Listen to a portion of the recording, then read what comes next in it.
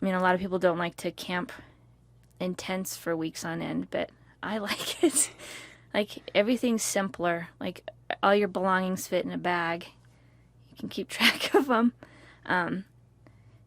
You're out in nature, which I love. I absolutely love that. I can't get enough of that.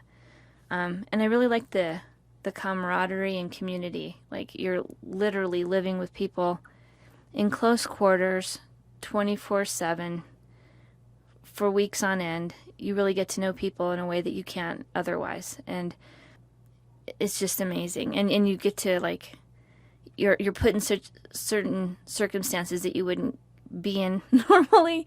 Like, if the vehicles get stuck, or just things like that. It just, you forge relationships in the field that you don't in normal life. And I mean, there are people that I feel closer to having spent 6 weeks in the desert with than people I interact with on a daily basis for years. That's a lot of it, yeah. And of course, the fossils. The fossils are awesome. I get excited about everything that I find, to be honest. But in Egypt, lots of hyraxes and primates, and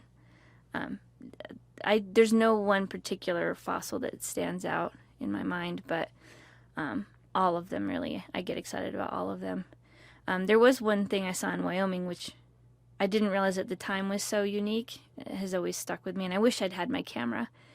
And I wish I could have found it again, but my sense of direction is not great, as anybody who knows me knows. But I found an anthill made entirely of fossil shells, which, I mean, every single rock on that anthill was a fossil shell, and it was amazing. It was magical, and it was my first year in the field, so I had no idea how unusual that was. I just find it fascinating that there are remains of animals that lived millions and millions of years ago, just out there, eroding out of the hills.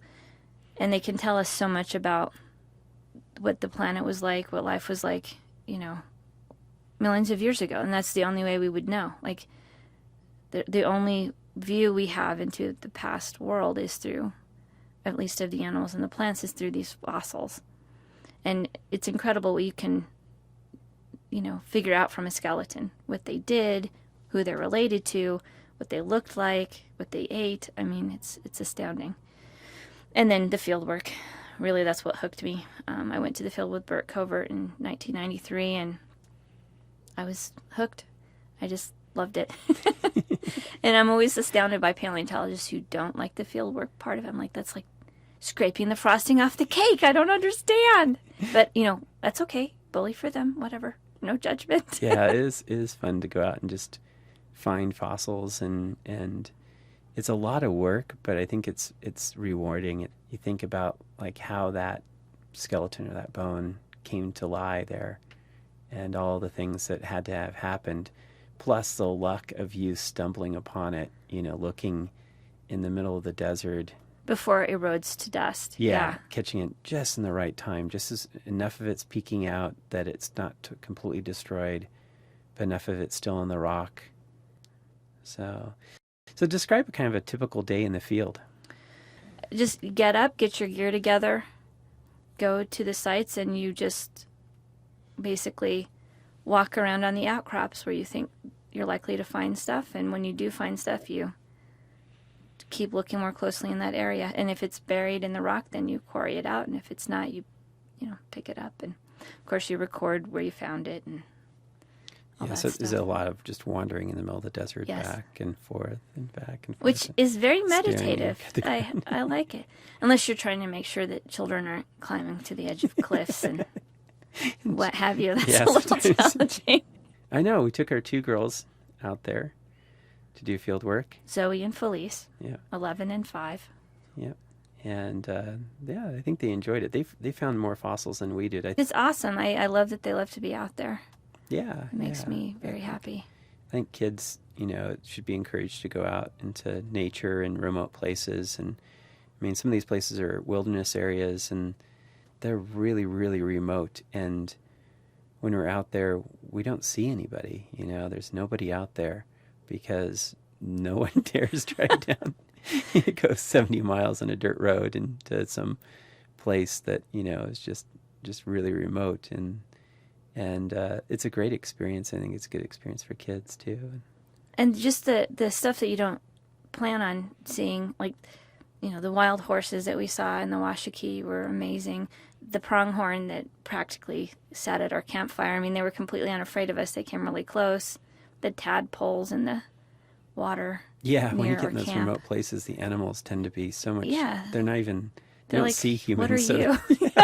the antelope kept coming into our camp and just Yeah. like grazing right next to the campfire. So That's one of the things I love about it. And when you do field work in foreign countries, you also get an opportunity to interact with people in another culture, which I think is one of the best things a person can do in terms of gaining compassion and humility and having a better sense of, where they are in the world. I had a lot of preconceived ideas about people before I started doing fieldwork in other places, and I found out that people are people everywhere, and a lot of them have the same concerns as, everyone else, taking care of their kids and that kind of thing. It was one of the things I really enjoyed about working in Egypt, was interacting with the people from there.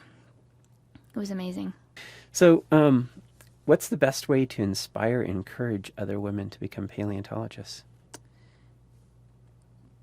Giving them an opportunity to just get out there and do it. I think it's not rocket science. There's nothing about it that you can't do, like, as far as physical strength goes, it's not really an issue, I've actually really only had, for the most part, positive experiences. I was lucky in that, like, my undergraduate advisor, Bert Covert, was and is a fabulous human being who was nothing but encouraging. And I've had so many other interactions with other paleontologists, Tom Bown, Elwyn Simons, Peter Robinson. I mean, a whole bunch of people who it was never an issue. I mean, I did see, like, when I was in Egypt and we had to, like, there was an oil company nearby, well, not close, but where we were camped, where we'd go in once in a great while and take a shower in their facilities, and they were completely freaked out by the fact I was a woman. So that could be challenging at times, but that was just a minor little blip on the whole thing. But yeah, I just giving women and girls an opportunity to excel at something and build their confidence and see that they're just as capable of doing these things as their male counterparts, I think, is the big thing. So is there one fossil collecting expedition that made you scared? What happened? Not really. There's been situations where it got a little dicey. No. What about when you got shingles in Botswana? Oh, yeah. Okay, Pretty yeah. miserable then. Well, I Poor was fine thing. once I realized what it was. Until then, I thought I'd caught some exotic African disease on my first trip out of the country, and I was going to die there. But then I realized it was shingles, which still sucks, but isn't fatal. And you can get codeine over the counter in Botswana. Hooray! That was a lifesaver. So yeah, even beyond, despite that, I had a fantastic time. I mean, Botswana is amazing. It's so wild and beautiful, and even with shingles, that can give you an indication. Even with shingles, I had more fun in the field than I do in, like, regular life without shingles. So there's a good metric. Yeah, there is exhilaration of being out, just in the middle of nowhere and just realizing you just have what you have on your bag, and you have to kind of do that sort of thinking, but it's just so beautiful, the country, and out here, going out on adventures and trying to find stuff. It's like the ultimate sort of treasure hunt. It is, and the people that you get to experience it with, and my best friend, Nancy Stevens, I mean, we've had so many amazing experiences. I'd give her a kidney. I'd give her two. And a lot of it's just the wonderful experiences we had. And I mean, the best thing I found in the field was you. Like, we hooked up out there, and it was, yeah. Yeah, so what do you remember about our first night together? We were collecting fossil mammals in the Bridger Basin, Yes. not too far from here, which is one of the classic places in the United States for amazing fossils. And I was an undergrad studying geology, and you had And I just graduated. graduated, yeah, and I was going to grad school at the end of the summer. Um, well, let's see. When I first met you, I thought you were stuck up, but it turns out you were just shy. Once I figured that out, I mercilessly pursued you. We were all hanging out around the campfire, as one does, and we were the last two left because I held out. That other girl, she wimped out, went to bed. Ha ha. Yeah, and that was the beginning of. Well, I think that's one of the things that admires me the most about you is you just love doing adventure. Like, any opportunity, you just jump on it. I think most people are terrified, to be out of their element, and you just relish in it. You're quick to sort of adapt to the circumstances, and then you're just super enthusiastic when you're out there. I mean, we could be out, rain, stuck in a muddy road somewhere, miles away, no cell coverage, just stuck and stranded, and you'd be so happy, you'd be fine, just give you some beef jerky and I I don't know. I think one of the best things you can collect in your lifetime is experiences rather than things. Like experiences really make you who you are, literally, and you just don't know what they're going to be either. Like you can plan trips out really well and be like, this is what we're going to be doing and this is what we'll see. But it's not usually the way it turns out. things never go as planned. No.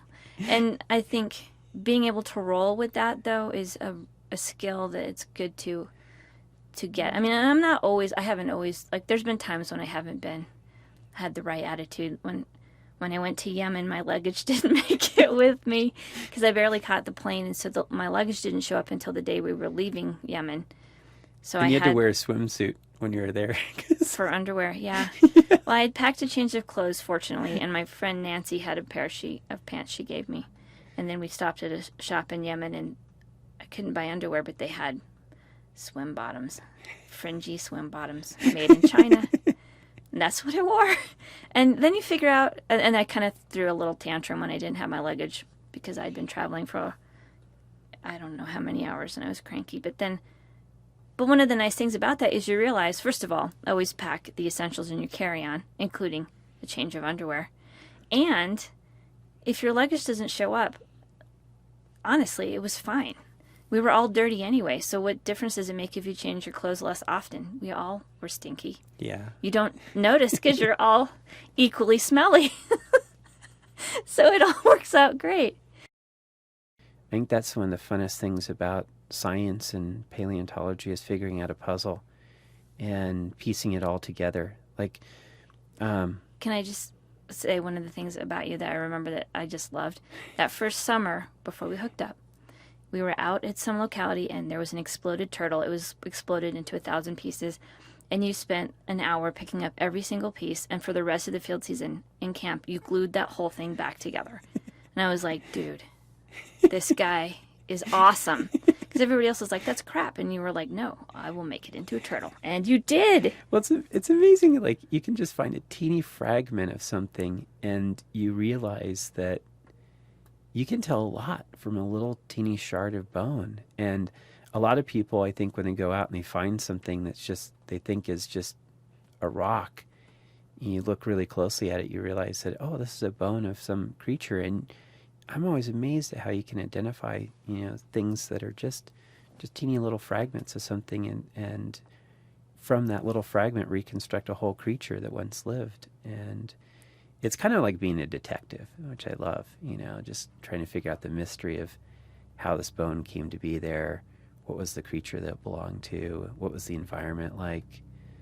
So just being a detective. I admire your dedication to it. Like, you never tire of any of this. Like, I have to say, of the two of us, you are the more intellectually honest about it. Like, you love every aspect of it. I mostly like doing the field work. But, like, since we've gotten back, you've been looking up every possible skull that the one that you found could be. Oh yeah, we found the And skull yes, this week. till late into the night. Like this is clearly like in your blood, and it's what you were meant to Oh, do. but it's such a fun puzzle to try to figure out what it is, and it's not even prepared. It's still in the rock, so it's like trying to. All right, it's about this size. What could it be?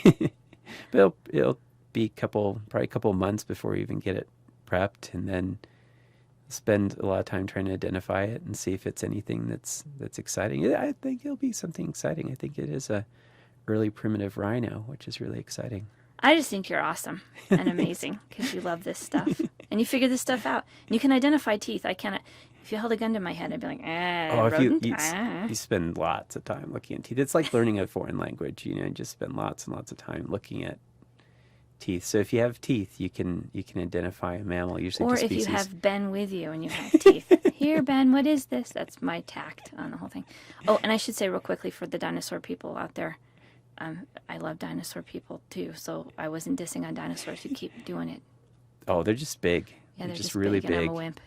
You can spend an entire career on just one dinosaur, getting it out of the ground and describing it. I don't have that patience. I want to go walk someplace else. They're big.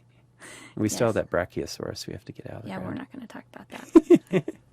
One thing I want to say is I want to thank you, Ben, for being my partner on these crazy adventures, and I hope we can continue to do this till we're hobbling around on the outcrops with our walkers. Yeah. Keep going out for new adventures. Yeah.